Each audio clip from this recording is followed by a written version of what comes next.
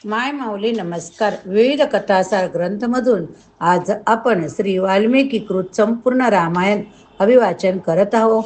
लाभ घ्या, लाभ द्या. चला तर सुरुवात करूया. अयोध्या कांड भाग 10. श्री गणेशाय नमः. श्री रामचंद्राय नमः. मागील भागावरून पुढील भाग सुरू. जेव्हा महाराजांनी क्रोधागरात प्रवेश केला, कैकेयीच्या फरशीवर पडलेले पाहून त्यांना धक्का बसला. तिचे अलंकार माळा सर्वत्र विखुरलेल्या, ती जणू स्वर्गातून खाली पडलेल्या अप्सरेसारखी दिसत होती. महाराजांना कैकेयी आपल्या प्राणापेक्षा अधिक प्रिय होती. त्यामुळे तिला अशा अवस्थेत पाहून ते अत्यंत व्यथित झाले.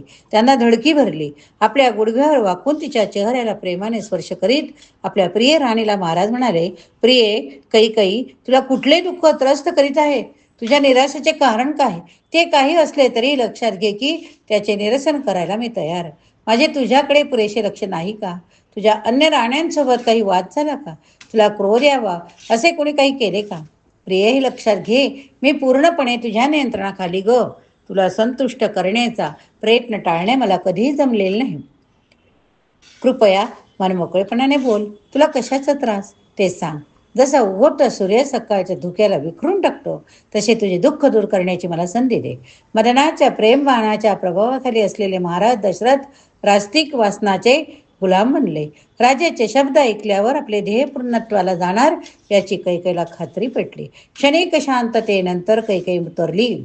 कोणीही माझा अपमान केलेला नाही, माझ्या प्रति अनादर दाखवलेला नाही. स्वामी, माझ्या मनात काय ते मी आपल्याला सांगते. तथापि आपण मला प्रथम वचन दिले पाहिजे की मागे पुढे न पाहता आपण माझी इच्छा पूर्ण कराल. कैकेयीचे मस्तक आपल्या मांडीवर घेत तिचे विस्कटलेले केस हळूपणे नीट करीत महाराज उतरले. तुला माहीत आहे ना, एक राम सोडला तर तुझ्यापेक्षा मला अधिक प्रिय कोणी नाही. मी शपथ घेतो की तुझ्या आज्ञेचे मी सर्वतोपरी पालन करेन. तुला काय हवे ते मन मोकळेपणे सांग. मी न चुकता तुझी इच्छा पूर्ण करेन. कृपया लक्षात ठेव की तुला जे हवे असेल तेच नेहमी करेन. आता मला सांग, तू का दुःखी? महाराजांनी तीनदा आश्वासन दिल्यानंतर कैकेयीची खात्री पटली की ते पूर्णपणे तिच्या मुठीत आले. आपल्या पुत्रप्राप्तीच्या पक्षपाती प्रेमामुळे तिच्या मनात उपजलेल्या उत्कट इच्छेच्या प्रभावाखाली राणीच्या तोंडून असे भयंकर शब्द बाहेर पडले, हे 12 आदित्यांनो, 11 रुद्रांनो, 8 वसूंनो, अश्विनी कुमारांनो, तुमची साक्ष असो. सूर्य, चंद्र, रात्र, दिवस, 4 दिवसांनो तुमची साक्ष असो. गंधर्व, राक्षस, पितर, भूत, पिशाच, इतर सर्व सजीवांची आता साक्ष आहे. माझ्या आदर्श धर्मानुयायी सत्यनिष्ठ पती परमेश्वराने माझी इच्छा पूर्ण करण्याचे वचन दिले आहे. प्रिय पतिराज, देवता असुरांमधील युद्ध आठवा, जेव्हा तुम्ही भयानकरीत्या जखमी झाला होता, मरणोन्मुख पडला होता. आठवा की तेव्हा आपल्याला माझ्या सेवेने पुनरुज्जीवन मिळाले. यामुळेच आपण मला 2 वर बहाल केले होते. हे उदार राजा, आता न चुकता ते 2 वर आपण मला आजच दिले पाहिजेत, नाहीतर दुःखामुळे मी प्राणत्याग करेन. म्हणून माझी अशी विनंती की जी श्रीरामाच्या राज्याभिषेकाची तयारी केली गेली आहे, त्या अभिषेक सामग्रीचा उपयोग करून भरताचा राज्याभिषेक केला जावा, ही माझी पहिली इच्छा. दुसरी इच्छा अशी की वल्कले मृगचर्म धारण करून रामाने आजच्या आज 14 वर्षाच्या वनवासासाठी दंडकारण्यात जावे. कैकेयीचे निर्वाणीचे बोलणे ऐकून महाराज दशरथ अतिशय भांबावून गेले, थक्क झाले. दुःखाने होळपळत असणारे ते स्वतःशीच विचार करू लागले, हे माझ्या बाबतीत काय घडत आहे? माझ्या पूर्वजन्मातील एखादे दृश्य मला स्वप्नात तर दिसत नाही ना? कदाचित मी पूर्णपणे वेडा झालेलो आहे. असा विचार करीत असतानाच महाराज लगेच दुःखाने व्याकुळ झाले. शुद्ध गेल्याने निश्चिष्ट होऊन ते जमिनीवर कोसळले. काही वेळानंतर जेव्हा ते शुद्धीवर आले, त्या दुःखी दशरथाला ती परिस्थिती इतकी वेदनादायक वाटत होती की पुन्हा एकदा मूर्छित होऊन पडले. दीर्घ काळानंतर महाराज दशरथ पुन्हा पूर्ण शुद्धीवर आले. धीर धरून विचार करीत असताना त्यांच्या हृदयात क्रोधाग्नीचा ज्वाला भडकून आल्या. क्षुब्ध झालेले महाराज दशरथ कैकेयीला दूषणे देऊ लागले. हे दुष्ट स्त्रिये, तू काय इतकी विकृत झाली की माझ्या पूर्ण वंशाचा नाश करण्याचा तू निश्चय केलेला आहे? माझ्यावर परिस्थिती यावी असे मी केले तरी काय? रामाने तुझा असा कोणता गुन्हा केला रामाने आपल्या स्वतःच्या आई एवढेच तुझ्यावर प्रेम आहे, त्याला दुखवायचं तू एवढा का निश्चय केला? प्रत्येक जण रामावर स्वतःच्या प्राणापेक्षाही अधिक प्रेम करतो. मी त्याच्याशिवाय राहू शकत नाही. मग गरज पडली तर मी माझ्या अन्य 2 स्त्रियांचा त्याग करीन, पण मी रामाचा कधीही त्याग करू शकणार नाही. आपल्या संतापाला वाट करून दिल्यामुळे महाराज दशरथाची मनोवस्था अचानक बदलली. त्याने आपले मस्तक विनम्रपणे कैकेयीच्या पायावर ठेवले. आर्जवी स्वरात म्हणाले, हे मतप्रिय सुंदरी, कृपया तुझा भयानक निर्धार सोडून दे. राम हा सर्व सद्गुणाची मूर्ती. तो प्रेमळ, क्षमाशील, सत्यवचनी, सभ्य, कर्तव्य तत्पर, प्रत्येकाचा हितचिंतक. रामाने भरत करतो तेवढाच प्रेमाने, किंबहुना त्यापेक्षाही अधिक प्रेमाने तुझी सेवा केलेली आहे. जर तुझा आग्रह असेल तर सिंहासनाचा वारस म्हणून मी भरताचा राज्याभिषेक करीन, पण रामाला वनवासात पाठवायची कल्पना मी करू शकत नाही गो. रामाला दुखवायची कल्पनाही करण्याचे धाडस नाही. काय करू? दोष त्याच्यात औषधाने सापडत नाही. खरे तर त्याने तुझ्याप्रती कठोर शब्दही कधी वापरला नाही ग. माझ्या प्राणप्रिय, माझ्यावर दया कर. दुसरा एखादा वर माग. संपूर्ण पृथ्वी मी तुला द्यायला तयार, पण मी हे करू शकत नाही. जर मी रामाचा त्याग केला तर मी नक्कीच मृत्युमुखी पडेल. कृपया तुम्हाला हे सर्वात क्रूर अधार्मिक कृत्य करायला लावू नको. महाराज दशरथ जेव्हा बोलत होते तेव्हा ते अगणिक होऊन विलाप करीत होते. उद्वेगाने त्यांचे शरीर थरथरत होते. महाराज कैकेयीकडे दयेची भीक मागत होते, तरी तिच्यावर त्याचा काही परिणाम झाला नाही. आपल्या निश्चयावर ठाम राहून ती म्हणाली, जेव्हा आपण मला दिलेल्या वराचे पालन करण्यापासून परावृत्त होतात तेव्हा धर्मापासून बोलण्याचे धाडस आपण कसे करू शकता? आपण गंभीरपणे वचन दिले होते, मी ते कधीही विसरणार नाही. राजा शिवीचे स्मरण करा, ज्यांनी एका कबुतराचे रक्षण करण्याचे वचन पूर्ण करण्यासाठी आपले स्वतःचे मांस एका सशानाला दिले होते. जर आपण स्वतःचा शब्द पाळला नाही तर आपल्या संपूर्ण कुळाच्या ख्यातीला कलंक लागेल. म्हणून कोणत्याही परिस्थितीत आपल्याला आपले वचन पूर्ण केले पाहिजे. कैकेयी जसजशी बोलत होती तसतसा तिचा निर्धार वाढत होता. क्रोध लोभात वाहवत गेलेली, सर्व प्रकारची लज्जा मर्यादा यांचा त्याग केलेली कैकेयी म्हणाली, हे राजन, तुमचा खरा हेतू मला ज्ञात आहे. एकदा रामाचा सिंहासनाचा वारस म्हणून राज्याभिषेक झाला की मला माझ्या पुत्राला बाजूला सारणे तुम्हाला सोपे जाईल. आमचा अडथळा दूर झाल्यावर तुम्ही कौशल्यबरोबर सुखाने आयुष्य व्यतीत करण्यास मोकळे व्हाल. तथापि मी शपथ घेऊन सांगते की जर तुम्ही तुमचे वचन पाळले नाही तर मी आजच विष प्राशन करीन, प्राणत्याग करीन. आपल्या शब्दाने महाराज दशरथ दुःखाने व्यथित झालेले पाहून कैकेयी थांबली. अमिनिश नेत्राने अवकाशात एकटक दृष्टी लावलेले महाराज भान हरपून पुन्हा राम राम राम असे उच्चार जमिनीवर कोसळले. थोड्या वेळाने महाराज थोडेसे शुद्धीवर आले. त्यांनी आपल्या पत्नीला विचारले, हे पथभ्रष्ट नारी, कुणाकडून तू एवढा निर्लज्ज दुष्टपणा शिकलीस? भरताला जरी उत्तराधिकारी नेमले तरी रामाशिवाय तो हे राज्य स्वीकारणार नाही, हे तुला माहीत नाही का? असे लाजीरवाणी कृत्य केल्याबद्दल लोक मला काय म्हणतील? प्रत्येक जण माझा उपहास करीत म्हणेल, हा पा तो कामुक राजा, ज्याने आपल्या पत्नीवरच्या प्रेमाखातर लाडक्या पुत्राला वनवासात पाठवले. अशा परिस्थितीत येथे सुख नांदेल असे तुला वाटते तरी का? आपले वक्तव्यामध्येच थांबून महाराज दशरथ चिंता करू लागले. ज्या रामाने आजपर्यंत राजवैभवाचे सुख उपभोगले होते, तो वनातले कष्टप्रद जीवन कसा जगू शकेल? या विचारासरशी त्याचे दुःख क्रोध जसा वाढला तसे अचानक उपहासाने ते म्हणाले, ही न्यायपरायण राज्ञी आपल्या सर्व नातेवाईकांपासून स्वतःची सुटका करून घेतल्यानंतर या राज्यावर राज्य करण्यासाठी मी तुझे यश चिंतितो. तुझ्या अभद्र योजनेत मीही भाग घ्यावा असे अपेक्षा करू नको. तुझ्या मागच्या मी कधीच पूर्ण करणार नाही तुझ्या मागण्या ग, कधी नाही. तथापि असहायतेच्या भावनेने राजाला ग्रासून टाकताच त्याचा आवेश लगेच मावळला. आपले म्हणणे मागे घेण्यासाठी ते राणीजवळ गयावया करू लागले. कृपया तू जे जे काही म्हटलीस ते मागे घे असे म्हणत असतानाच त्यांना पुन्हा भोळ आले. महाराज दशरथ जसे पुन्हा शुद्धीवर आले तसे ते पुन्हा कैकेयीला दोष देऊ लागले. स्त्रिया खरोखर किती निंदे असतात. त्या स्वभावाने क्रूर, विकृत, स्वार्थी असतात.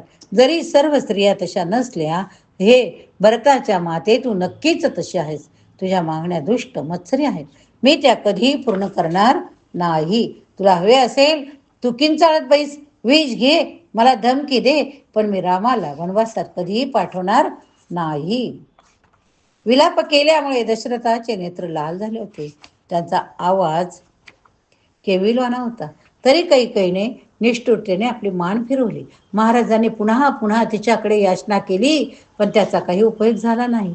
महाराज प्रार्थना करू लागले की ही रात्र कधी संपू नये, म्हणजे दुसऱ्या दिवशी रामाला वनवासात पाठवण्याच्या सत्व परीक्षेला त्यांना सामोरी जावे लागणार नाही.